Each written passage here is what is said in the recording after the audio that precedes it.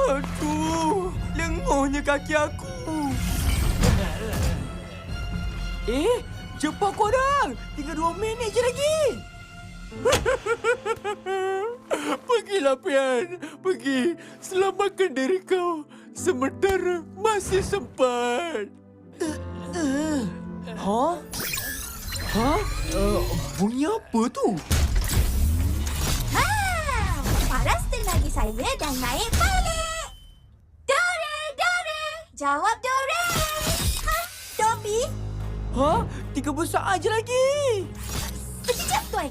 Saya tengah hubungi Dore menggunakan pintu hati saya. Dore!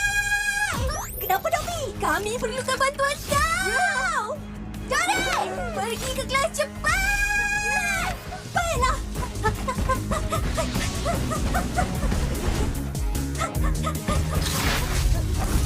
Lima saat lagi je, weh.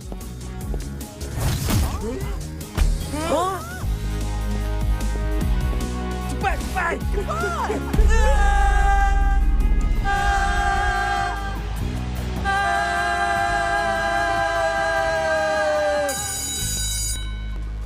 Selamat pagi, Cikgu. Selamat pagi. Nasib baik sempat sampai. Itulah. Kalau tak, mesti kena denda. Kan? Amato! Pian! Ya, cikgu. Kenapa kamu semua pakai seluar renang dalam kelas ni? Kamu ingat ini kelas renang ke? Hai. Alamak!